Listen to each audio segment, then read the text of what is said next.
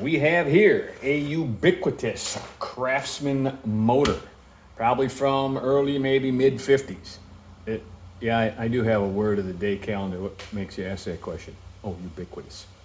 Hey, if you like what you see here or you found it interesting or useful, why don't you give that subscribe button a click, maybe give us a like, maybe hit the little bell thingy, lets you know when we put up new videos. What? Huh? Oh, my lawyer would like a word with you. Danger, Will Robinson! Danger! No, Will Robinson! Danger!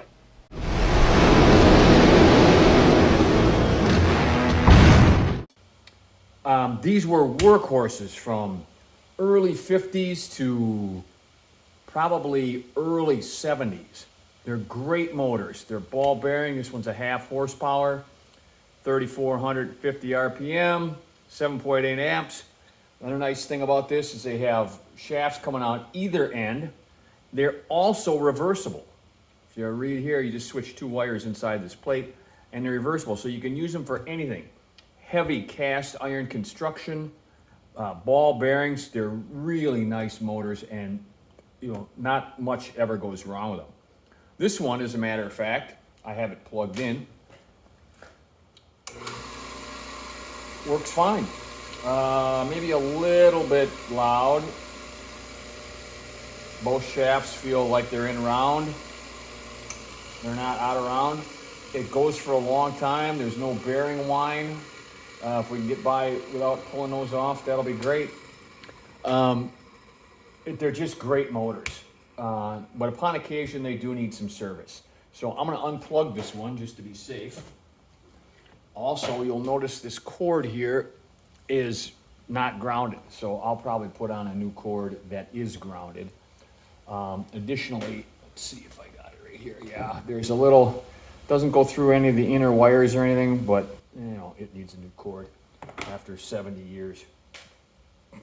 Okay, if you're having problems with your Craftsman motor of this vintage, this video should also help you. Unplugged, remember I told you that. Almost always, the problems with these motors are in the start capacitor. The start capacitor on these is underneath here, inside here, and it's a flat capacitor. Most motors you'll see will have a big bulge thing up here that the capacitor is under. They do the same thing. I'm not going to go into what a start capacitor is used for and starting windings and running windings and does it have a run capacitor and all that kind of stuff. If you want to see that, there's a guy on YouTube, Jeremy Fielding is his name, that has forgotten more about motors than I know. And you go over to his channel and do a search and you'll find whatever it is that you want. All right, so the main thing that happens with these, or the most common thing, is that the capacitor goes. When that happens, you plug the motor in, you turn it on, all it does is buzz. Sometimes the shaft will go like this and just vibrate a little bit. Sometimes, if you're lucky, you can spin the shaft and then it'll kick in and go. Sometimes they run backwards. All that is indicative of a bad start capacitor. So we're going to take a look at this one. Again, most capacitors nowadays are big round ones. I know that these are flat ones they put in the base here. Okay, let's see what we have here. 2 standard screws. I also highly recommend you use one of these because this guy is early 50s. And you lose a part, it's hard to find replacements sometimes. Okay, now I had this plugged in just a little bit ago. And a capacitor you can think of almost like a storage battery that is able to discharge its storage very quickly. So I'm going to be very careful when I take this out of this wrap here, which is in pretty good shape, and then using a very well shielded screwdriver, I'm going to spark across here. Let's see if we can get anything. No, nothing. That discharges it. Once you put across these two, you're shorting it out just like you would a battery. It makes it safe now. Okay, this one looks to be in really good shape. When they go, they will bulge. They can be cracked. You can see a lot of corrosion here. Sometimes these will corrode. I mean, look at this guy. It's the old cloth insulation. And it says here, 167 to 210 microfarads. A microfarad is a measurement of the battery. You can think of it as like almost like cold cranking amps. How many bigger batteries will have more cold cranking amps? 125 volts, 60 cycles. This one was 9/18/1953. So I was right. It's early 50s, this motor here. What I'm going to do is blow this out with a little compressed air.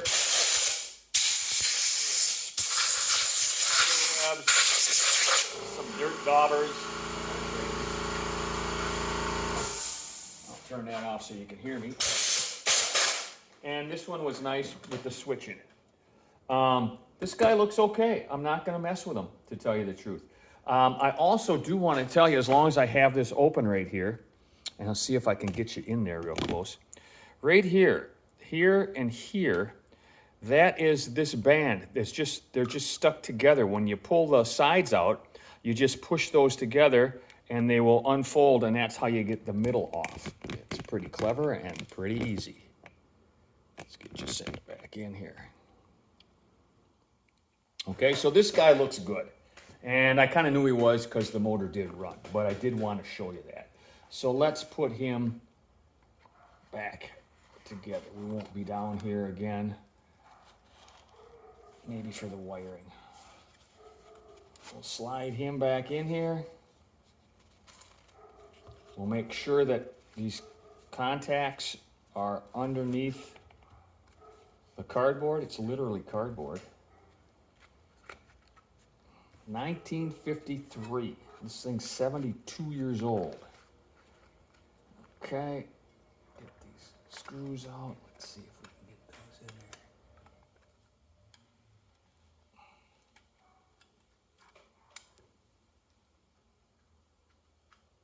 Get them started. Having a little trouble with that. There we go. Get him started.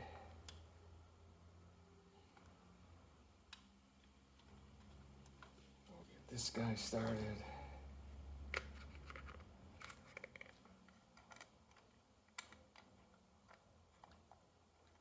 Tighten it back down in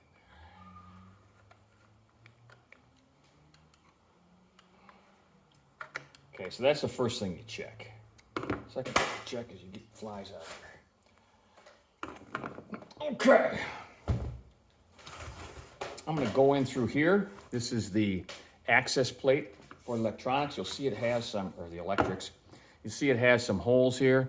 That's where the cord would run into this plate if you ran it right in there. This guy runs into the base because he's got the built-in switch, which is very nice. But let's take this off. 2 screws.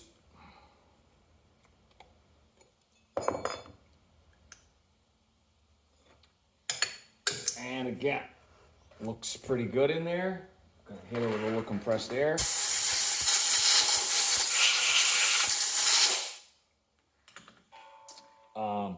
It says on the instructions on the side, if you want to reverse it, you switch the yellow wires. So you take this one off and put it here, you take this one off and put it here. Pretty easy. Okay, let's get the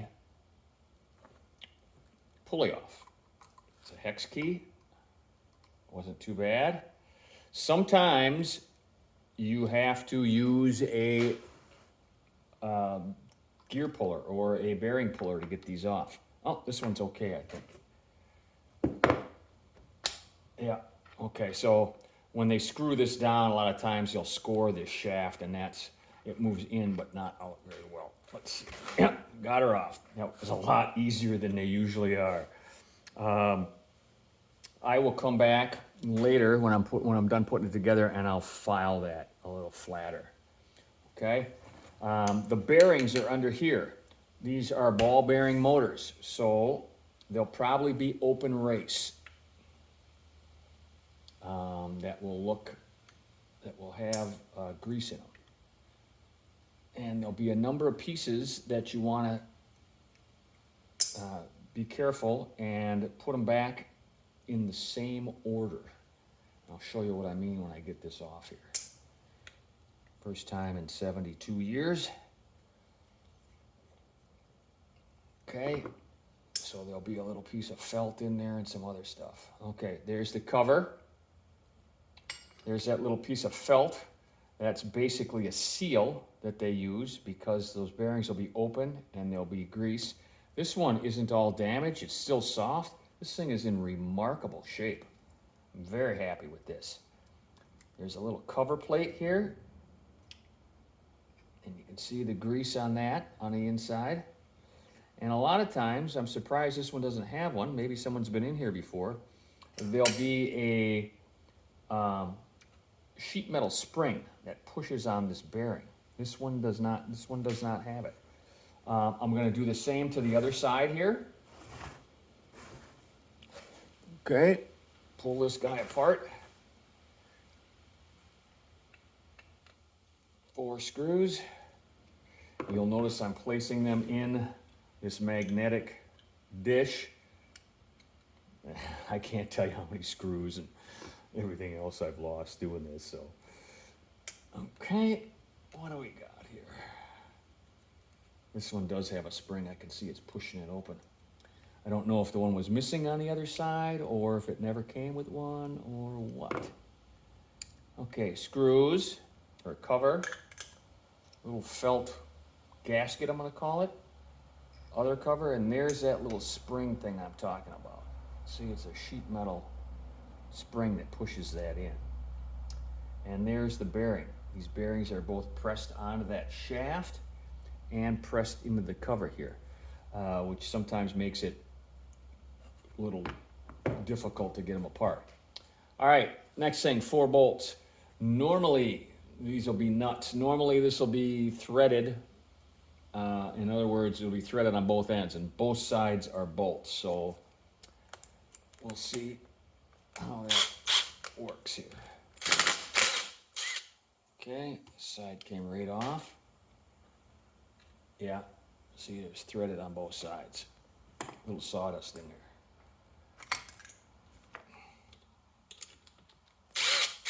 That side wasn't even very tight.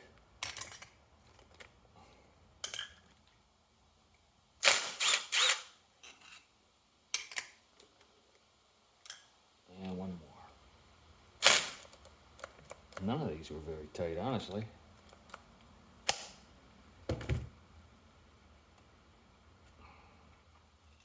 Okay.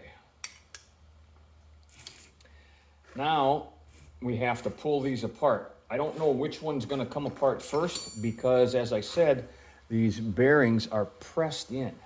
So whichever one releases first is the one that releases first. A lot of times it'll help. I have a rubber mallet or a plastic mallet. I'm just going to use this one. Pushing with my thumb here as I'm whacking it. I can see it opening a little bit. Yeah, a little bit. Okay.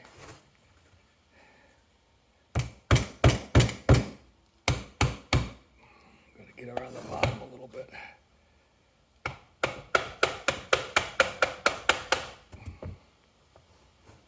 Yeah, I got her open a little bit. You can see there, it's moving. All that's holding it in is the friction of that pressed bearing. A lot of times these are a little difficult to get off because of that. Again, 72 years old, so who knows what that bearing's gonna wanna.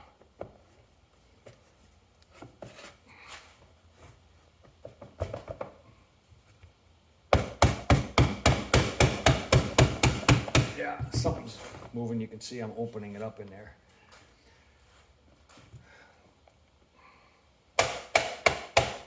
All I'm doing is pulling this away from the center while I tap it with this big rubber mallet. It's like I got this thing at Acme Supply where Wile E. Coyote shops. Look at the size of this thing. Okay. You may be tempted to get a screwdriver or something in here to pry this open. Don't do that. This is very thin sheet metal.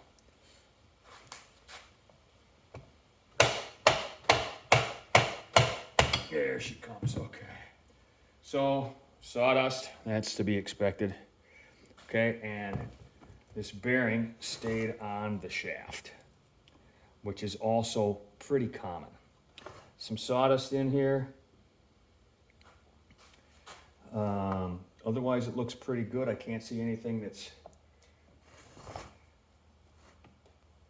causing me any concern just yet.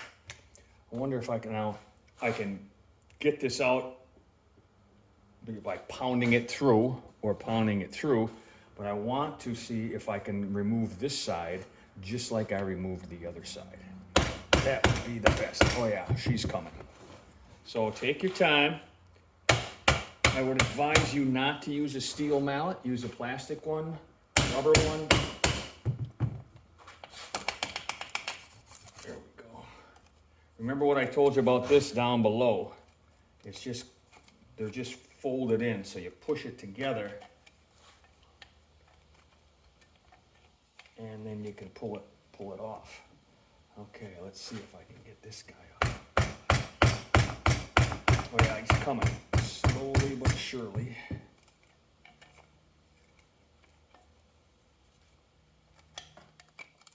I should have left that off down there. Pull that off. Let's see what we got here. Back in the picture.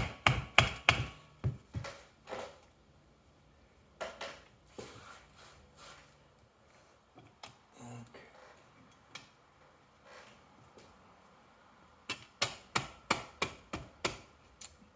As I'm looking here, I'm looking right here at this guy. And you can see when I tap that he's going, there we go. And I can pull out the rotor. There we go. Okay. That's what the rotor looks like. Looks in really good shape. This isn't all scratched up or tore up. The switch looks in good. We'll get into that in a little bit. It came off, you can see the bearing came off of here and it stays in there, which is fine. That doesn't particularly matter. I feel like I should show you a little bit how this works here. So these weights here are held in by this spring on both sides.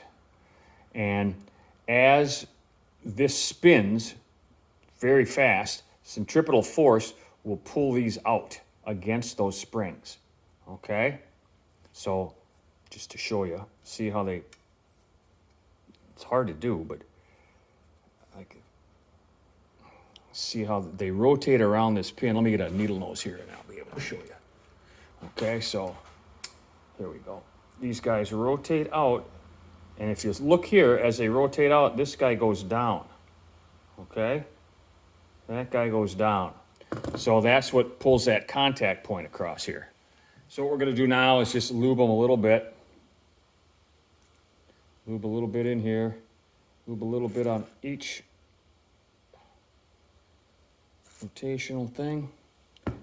And that's all we're going to do here. That's all is required. I'm going to just work this other one through its motion a little bit too.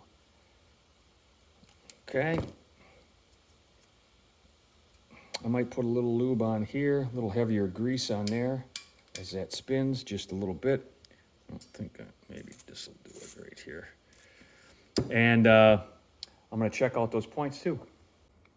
So I'm in the bottom again. I figured I'd go ahead and take the whole thing apart as long as we're in here. There's these two bolts. There's one right here. There's one right here that hold this casting to the motor. I'm going to take those off. You can see I got this sheet metal piece off, and this is how they lock in. You see they come in and they go like that, and that's all it is. So let's get these guys off. Not too bad.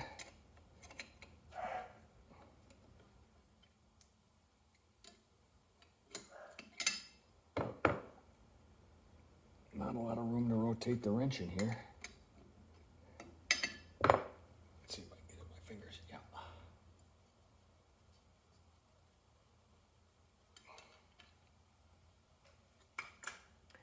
Now this guy over here. A little tighter. Okay. a little bit more of a problem, I think.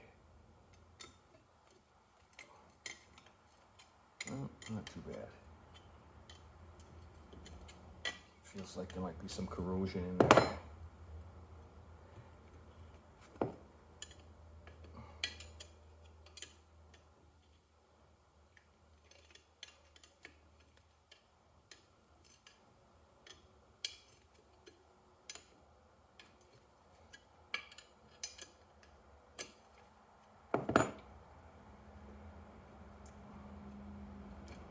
Okay, there we go. So those two bolts are out. These wires, be careful when you're doing this. These wires, like I said, because they're so old, can be very brittle. So you want to be a little careful there.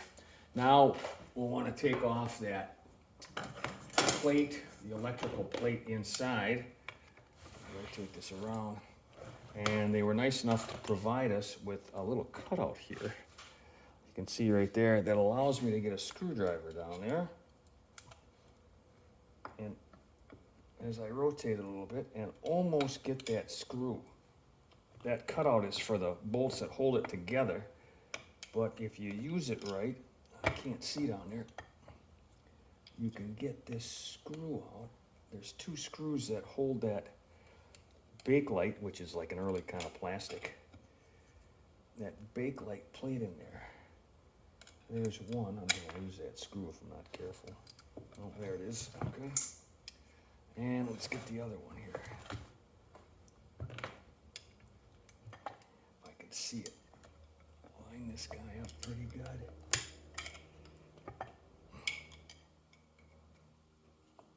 You know, none of the screws have been rusted stuck in here. That seems really weird to me. Okay. All right. What do we got here?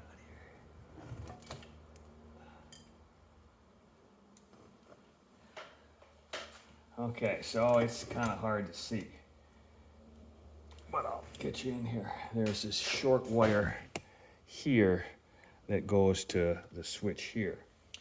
All right, so now I have to explain to you the operation of this switch.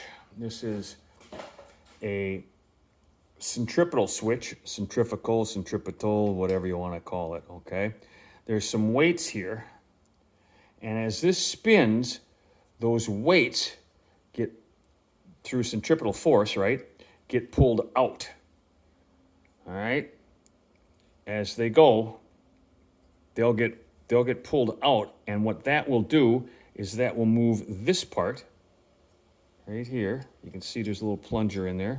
You see these, it's hard to show you, but these little plates here will go down, okay?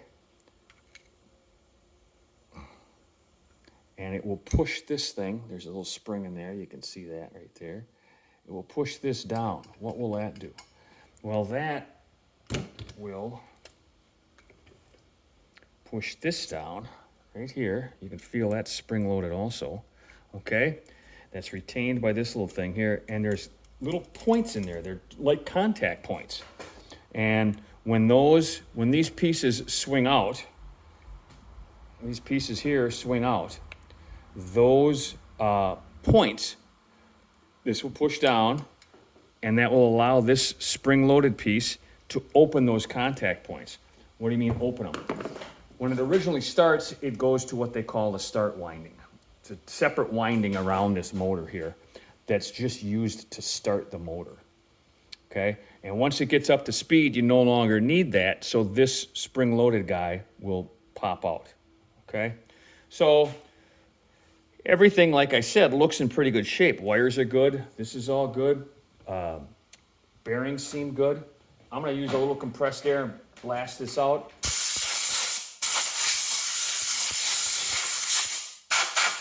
"72 years of sawdust."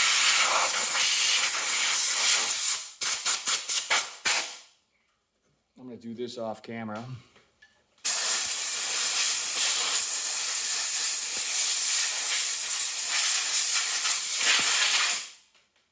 So everything in here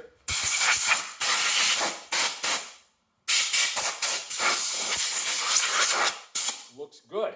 I'm looking at the windings here to see if these are varnished, and they use the varnish as an insulator. You can't wrap each one of these little wires like you do with these with insulator. The thing would be huge. So they use varnish. You can see inside here, there's no, it hasn't been rubbing. This motor is in excellent condition. I'm gonna push a little more grease into here. I'm gonna push a little grease into the other side. I'm gonna clean up some of this stuff, and that's all I'm gonna do. Then I'm gonna put it back together and call it good. I'll get with you when she's going back. I did want to bring you back a little bit when I was putting in the rotor here. I got these points lubed up a little bit, didn't go nuts.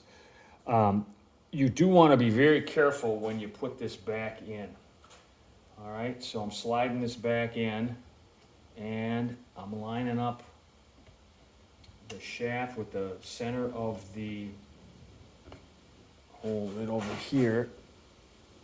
Let's get you in there so you can see it. So it comes out the middle. It'll go in by hand. I'm being very careful. Okay, go in by hand until it hits that raised section on the. I pushed out the bearing. Okay, so be careful putting that in. Got her back together for the most part. I wanted to bring you in close for this next part. I still have the cap out, capacitor out, and I just have it screwed together lightly. I don't even have the cover on. But I do want to lubricate these bearings. This is just bearing grease, and you put some on your fingers and you push it in. I hear salt and pepper song in my head.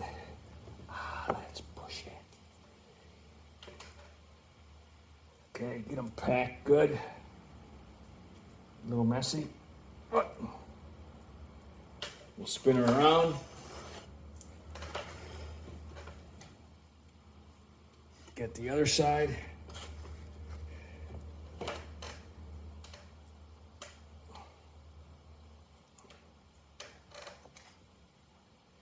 All the way around. Pack in as much grease as you can. There's some guys that'll tell you that you should take the bearings out and do them in the palm of your hand like this, and that's good advice.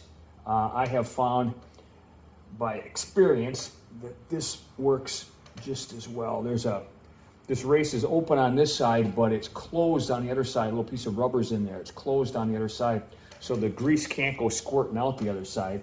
And you can tell when it's full because you'll see it squirting out like it is here. Let's get a rag. Okay, so she's all lubed up. It's also very important that you can see this here as I move this. The shaft can be at different positions in there. If you recall that start centripetal switch in there, that thing's got to be lined up right, otherwise it won't go on. It will just sit and vibrate. So it's very important that all these caps go on just the way you took them off. Okay, so as you recall, there'll be spring going on the right way. Then the cap goes on here, and this cap has the fiber washer on it. It's stuck to it. Okay. Then I'm going to call it the seal. It's just that piece of felt. Welcome to 1953. Okay, and then the cap. Right, there's 4 screws. I'm going to put 2 of these screws in. I get one of them in just to line it up first.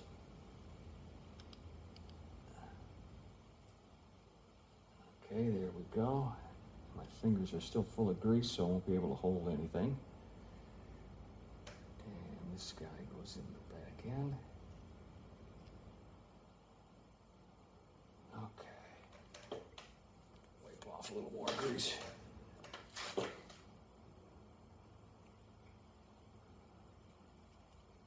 Go, and I always tighten these down kind of like I do head bolt. What is that?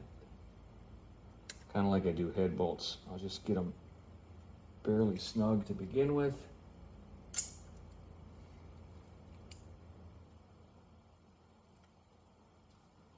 Barely snug to begin with. And tighten them in like a cross pattern.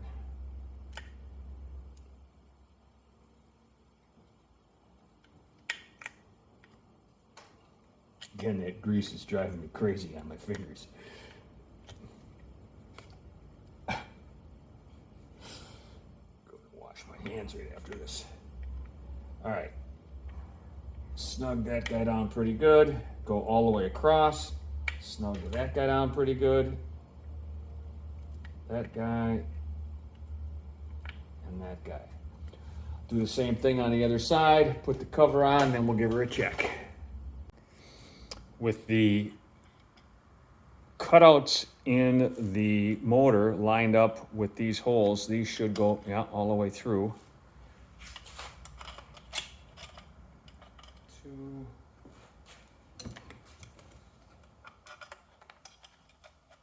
3,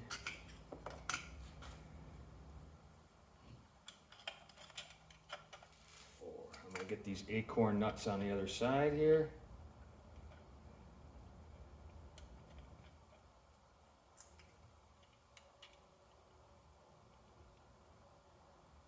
These are really well designed and durable motors. They don't make them like this anymore.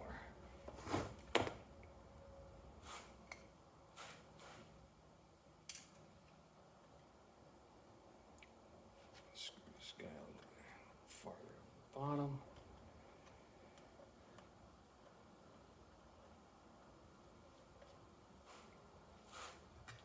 Last one.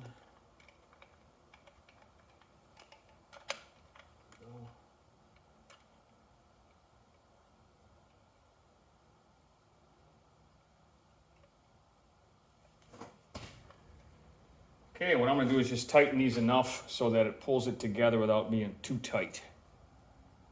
All right, another quick tip here. So the outer race moves somewhat easily inside here. It is a press fit, but it's a light press fit. The inner race is tighter. So you can't just sit here and bang this on. You might, if you're very gentle, you might be able to get it. Just hitting it a million times around the outside until it goes on. But you can see the ball bearings would put pressure on the inner race, which is stopping it from going in. So I have made this tool, because I do this a lot. This tool, quote marks, is just a piece of pipe. It's a piece of pipe with the right the right ID and the right OD, so that when I put this over, you can see right in here that it rests on the inner race, okay? And so I can push this in and tap it. As I tap it in, it's just putting pressure on the inner race, and you can see it's going in there. And I am, on purpose, not hitting this very hard. 100 times, just very lightly. So now on the other side, you'll see here, it's just started in the outer race. So what I'm going to do is I'm going to hold this on the other side while I very gently tap this on. You can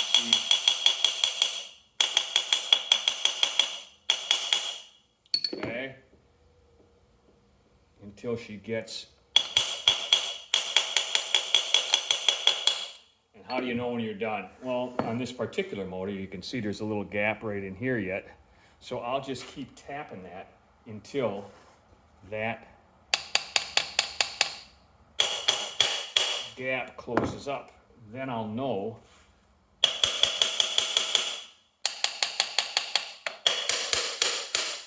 I want to make sure that I'm not getting caught on anything. And I'm almost there. Let's see if I can just, oh yeah.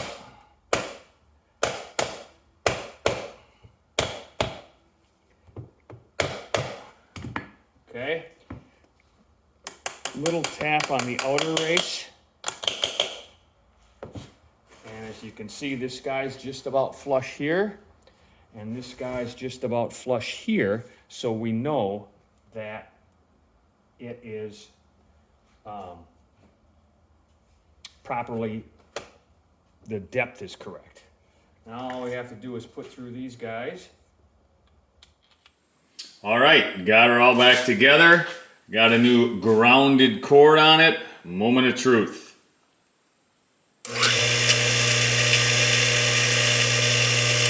Like a top.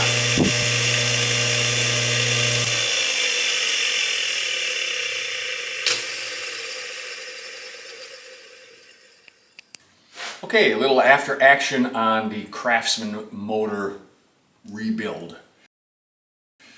What would I do different? What would I change? What would I do the same? Not much. It didn't really require a rebuild. More of an educational thing for you guys. If you have a Craftsman motor that maybe has a problem, mine didn't. So you can repack the bearings and check normally the starter switch in there. That's what normally goes, that or the capacitor. But mine were all good. So it's all good. Hope you enjoyed this. If you did, click the like, subscribe, blah, blah, blah. And we'll see you next time. Hey you, yeah, you. Hit that subscribe button if you haven't already.